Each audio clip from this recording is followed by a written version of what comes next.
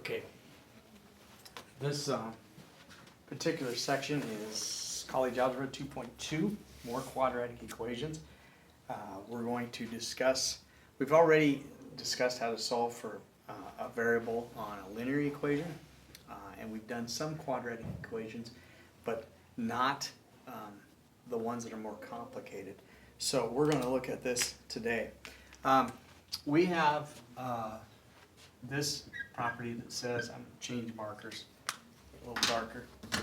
If a squared, that's not any better. If a squared equals b, that's better, isn't it? Where b is a real number, then a equals plus or minus the square root of b. Okay? So if we just take the square root of both sides, we can find out what a is. Okay? Now, a lot of people would refer this to what we call the square root property. Okay? It's called the square root property. All right, and that's really what we're going to be looking at today. So we're going to start with the square root property, and it goes something like this. We're going to solve, and if we have something like this, 2x minus 3 quantity squared equals 5. Or excuse me, 25. If we have a quantity squared equals a number, we can solve for this quantity by taking the square root of both sides. You understand that? So we would take the square root of 2x minus 3 quantity squared, and we would take plus or minus the square root of 25. Make sure you do the minus also, because that's kind of what the square root property says. Thank you. Okay? So the square root of this is 2x minus 3, and this is plus or minus 5. Do you get that? We're good with that. Okay. Now solving it is a little bit interesting. We're going to move the 3 over. Okay, we're subtracting it, so we're going to move the 3 over. I'm going to put it in front of the 5. Now, why would I do that? Because the 3 is positive. The 3 is positive once, and it has one sign. The 5, we're going to add or minus it, so we keep it as a plus or minus. So that is 2x. Now we're going to divide by 2, and so what we have is x equals 3 plus or minus 5 over 2. Folks, we have two answers, okay? We have two answers. We have 3 plus 5 divided by 2, and we have 3 minus 5 divided by 2. Do you understand that? Mm-hmm. So my answer is 8 divided by 4, or a negative 1. Okay, now I want you to picture what this is. In mathematics, we need to think about what this is. What we have is a parabola. Remember what a parabola looks like? We have a parabola touching at 4 and a negative 1. Whoops, let's move that 1 in a little bit. Negative 1. So we have a parabola, and it goes up, okay?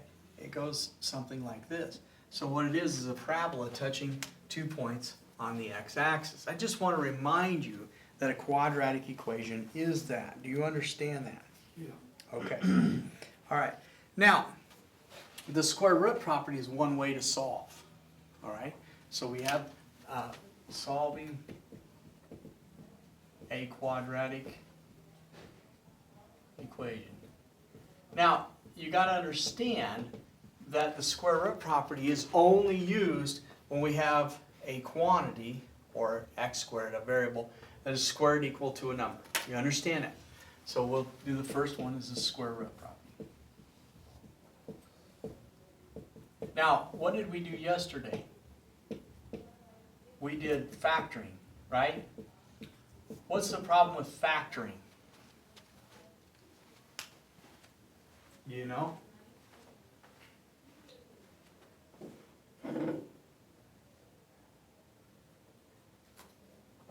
Can every quadratic equation be factored?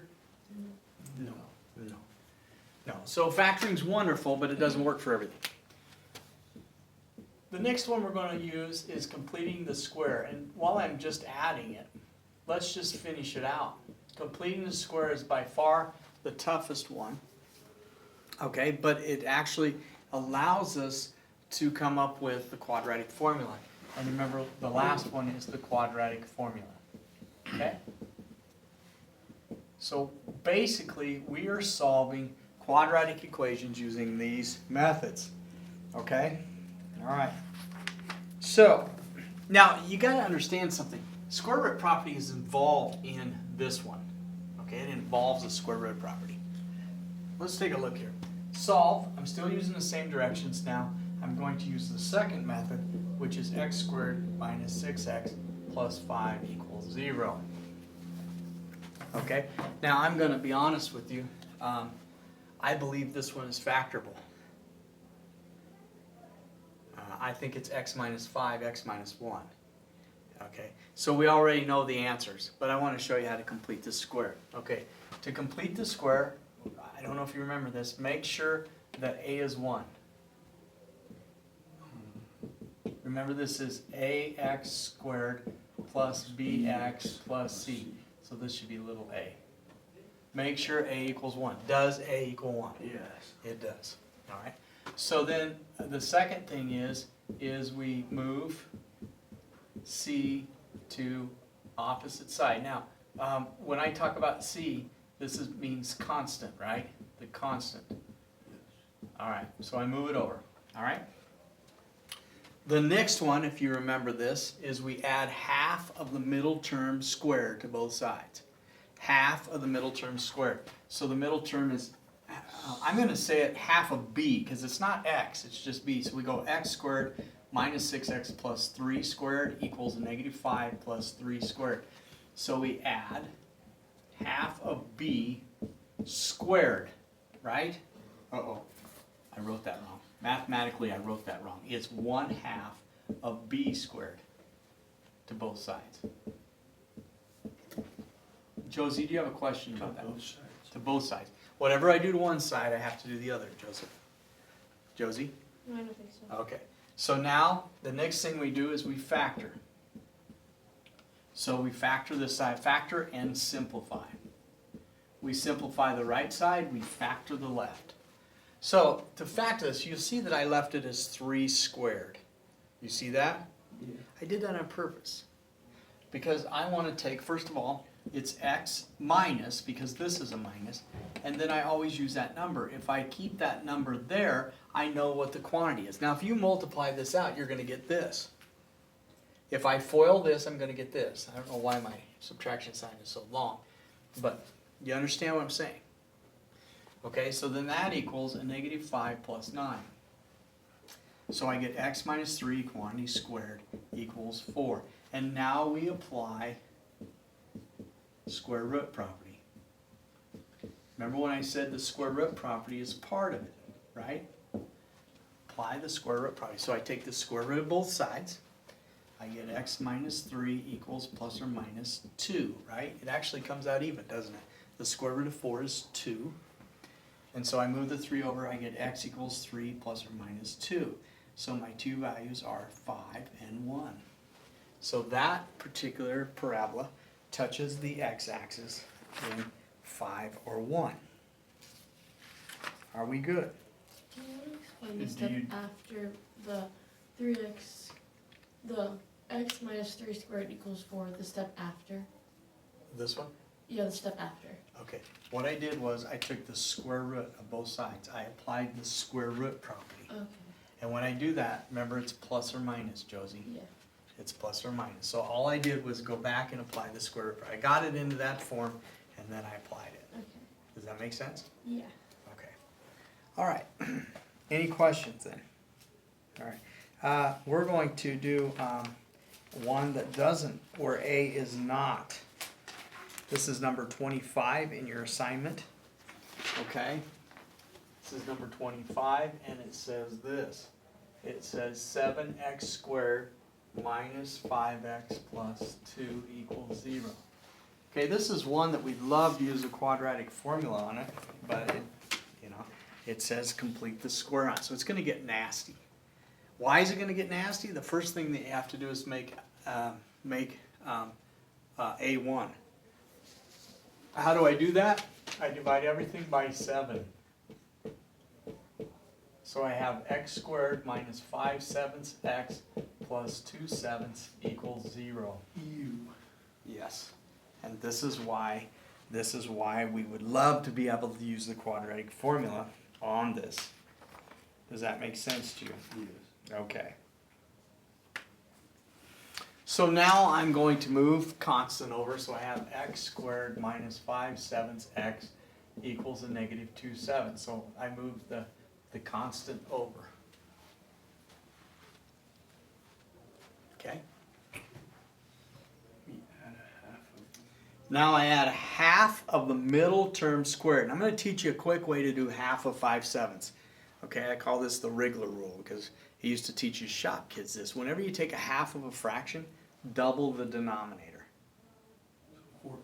So it'd be 5. I'm going to add it. And you always add it. It always says add. It's 5 over 14 quantity squared. And I add it to both. So it's just. Right? Okay. So now I have, if I factored x minus 5/14 quantity squared equals a negative 2/7 plus 25. What is 14 squared? I think it's 196, isn't it?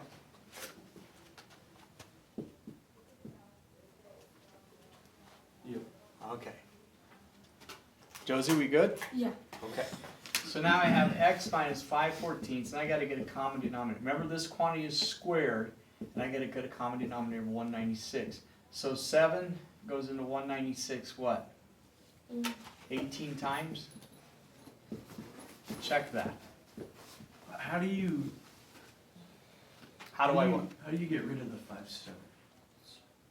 How did I get rid of the 5? I didn't get rid of the 5/7. You just This is reverse- factored like this. If you were to FOIL this, you would get this. Yeah. Okay. That's it. I didn't get rid of it. It's hidden. Oh. It's hidden in the quantity. 28. It's 28. Seven. Okay. I'm sorry. 7 times. It's 20. 28. is Times 196. 2 is what? Oh, times 2. Is what? 56? Is that right? I gotta take it times 2 so I get a common denominator. So I took 28 times Oh, 2. yeah. Yeah, okay, good. 56. Yeah, Alright. 56. So now I'm gonna add a negative 56 and 25, which would be 131, is that right? Negative 31, is that correct? Yeah. Yep. Okay, I know this is ugly, but this is true. Okay? Now I'm going to take the square root of both sides, so I get x minus 5/14, and I'm going to take square root of both sides, and that's plus or minus the square root of a negative 31 over 196. Don't forget your plus or minus. Joe, you have a question? No, I'm just catching up. Okay, do you understand everything I've done? Yes. Okay, so now I'm going to move the 5/14 over, making it positive. I'm going to put it in front. I have plus or minus, and I'm going to take square root of this. I got to poke an eye out, don't I? Yeah. You cannot have a negative square. And then the square root of 196 is 14. Did you know that? Yes. Okay. Because we took it times.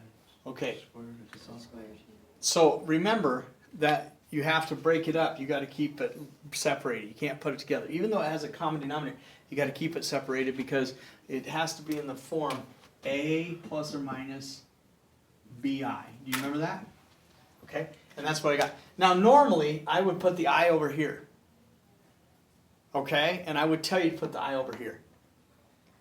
But what happens if I put the I over here? What happens sometimes? It looks like it's underneath. That's the right. So square root. I allow you to keep the I in front, okay? So that we know. So folks, this is your two roots. That means this parabola does not touch the x-axis. So it might be a parabola that, it might be a parabola that goes like this. I don't know. Yes, it goes up. So it does not touch the x-axis. So it has two imaginary roots. So you can have two imaginary roots, you can have irrational roots, and you can have rational roots, right? This is one. Okay. Now, wouldn't it be lovely if we did not have to use something like this? Yeah. Yes, it would be lovely if that was the case. All right, so Don't you have to simplify the 31 if you simplify it? 31 does not have any roots in it to have, or does not have any factors in it. Exactly. Okay. How much time do I got? Quite a bit. All right. 25 minutes. So, now we want to use the quadratic formula. And I could use the quadratic formula on this same one. We know the answer, right? So let's go ahead and do that, all right? So the quadratic formula is a formula that solves the quadratic equation. So if this is a quadratic equation. This is a quadratic equation. All right, now if I complete the square on this, I did it last year for you. If I complete the square on this, I get the quadratic formula. And this is something you need to know. And it is x equals, you need to know this. X equals a negative b plus or minus, right? The square root of b squared minus 4ac all over 2a. You need to know that. They list it on page 99, okay? The quadratic formula. And I lied to you. I want to try to find one in which It's all over 2A? yeah. Can I use a different one than that one? We know the answer to that one. But let's try this one. X squared minus 6x equals a negative 7. And this is example 3. Okay? X squared minus 6x minus 7, or equals negative 7. The first thing is we have to put it in standard form, so it has to be written like this. Okay, now if I look at that, am I going too fast? No. If I look at this, A equals 1, B equals a negative 6, and C equals 7. You got that?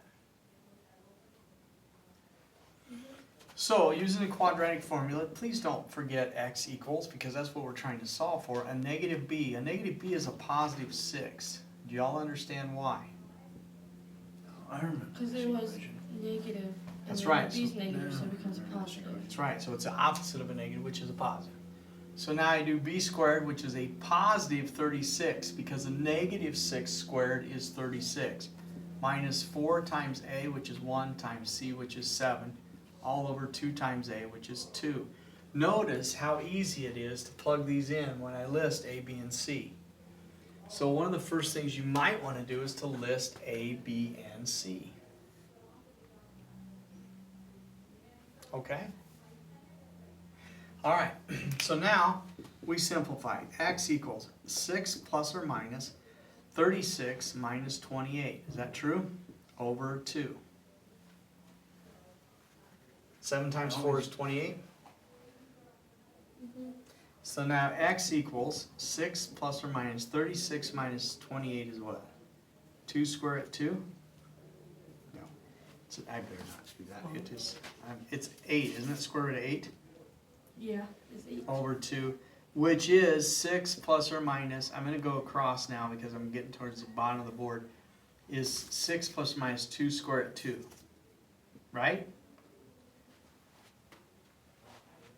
Because 8 has the square root of 4 times the square root of 2. Do you not combine them? Do you not take 36 minus 28? I did, He did. and I got 8. And then he put it Oh. over because he didn't remember. Yeah. Okay. Okay.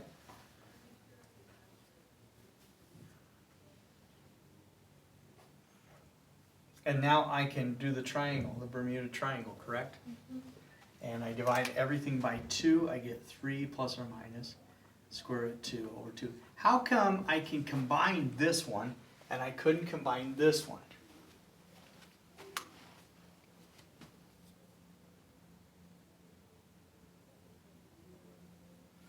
This one is a complex number and needs to be separated.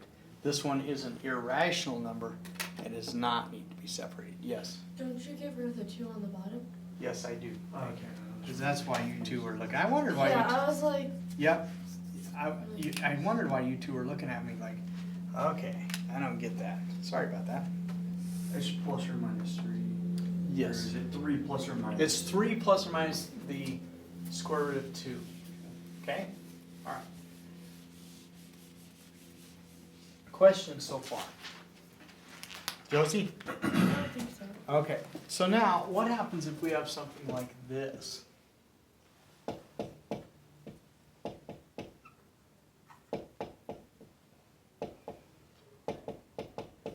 Okay, this one has fractions, right? All right, my advice to you is to multiply everything by a least common denominator, which is 10. So I have 1/10 x squared times 10 over 1. I have minus 1/5 x times 10 over 1. And I have a negative 1/2 times 10 over 1. Does that make sense? And then we just cross cancel. So the 10's cancel and I get x squared minus the 5 and this 2x equals a negative 5. So I have x squared minus 2x plus 5 equals 0. And then I would use the quadratic formula unless they tell you not to. Okay?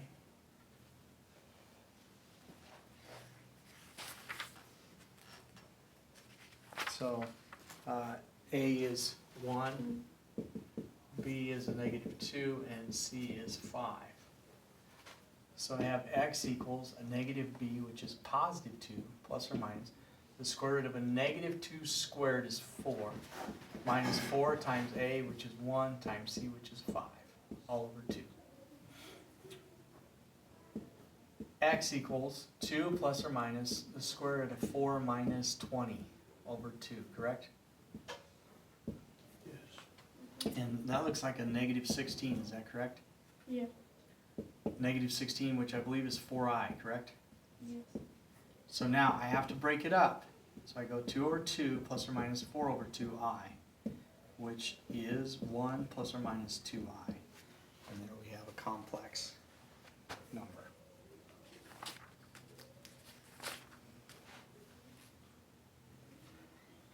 Questions?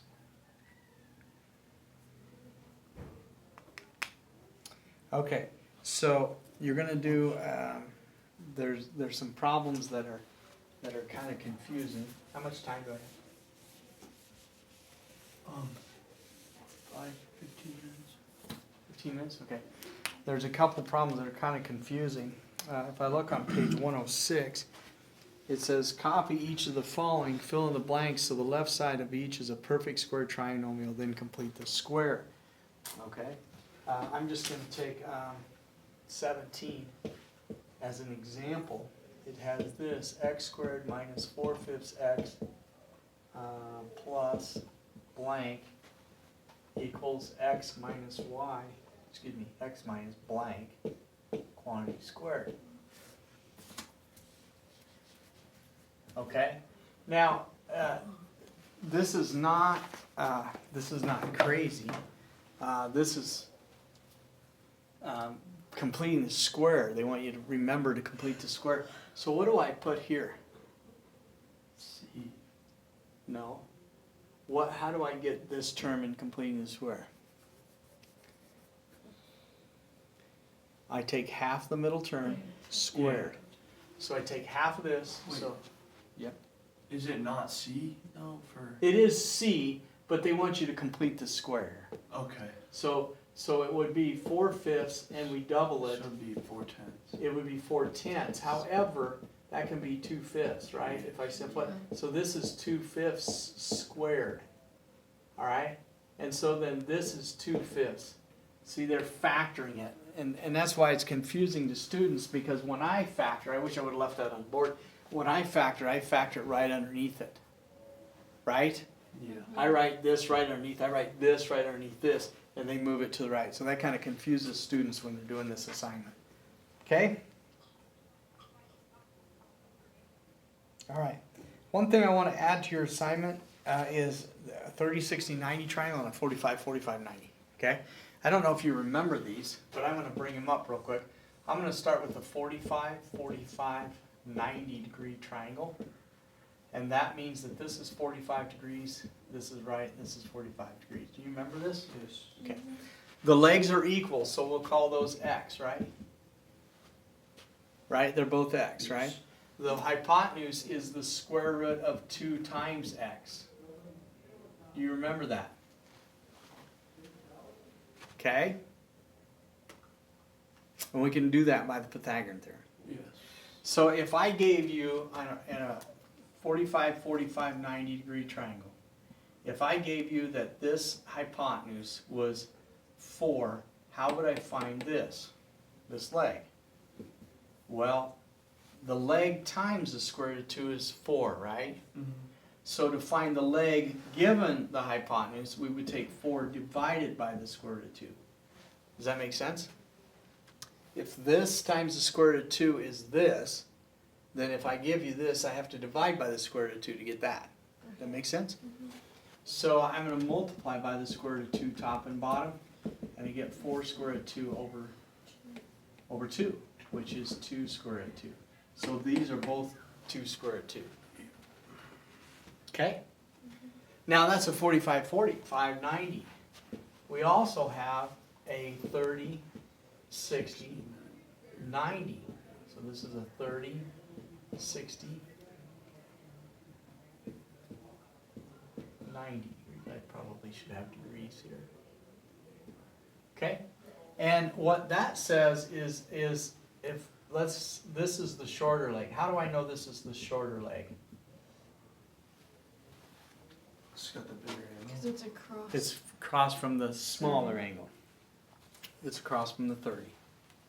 So this would be the longer leg, right? Mm-hmm. And this would be the hypotenuse. Do you understand? Okay, guys, the shorter leg times the square root of 3 equals the longer leg. And the shorter times 2 equals the hypotenuse. So if I give you something on the test, what would you like me to give you? If I gave you one of the values, what would you like to give me? What would you like me to give you? What would be the easiest to do the problem? The shorter. The shorter leg, right? All right, what would be the hardest one? The longer. The longer leg. So what am I going to give you? The longer. The longer leg. All right, so I'm going to say this is 7. The longer leg is 7. Okay? So how do I find, I got to find the shorter leg first. So how do I find the shorter leg? You divide by the square root of 3. That's correct. The longer leg I divide by the square root of 3, and I rationalize it. I get 7 square root of 3 over 3. Joey, do you understand that? Yes. Okay. So I get 7 square root of 3 over 3. That would be the shorter leg. How do I find the longer leg? Or the hypotenuse, excuse me. The hypotenuse. How do I find the hypotenuse given the shorter leg? Take it times 2. I take it times 2. 2 over 1. So I get 14 square root of 3 over 3. You see that? So when I do that, I'm going to give you the toughest one probably. Okay? All right. So your assignment, it's not due tomorrow. You have tomorrow to work on it. And then we won't really be in class Friday. Right. Or actually at all. 106, yeah. 1 through 15, comma. 18 through 26 even, comma.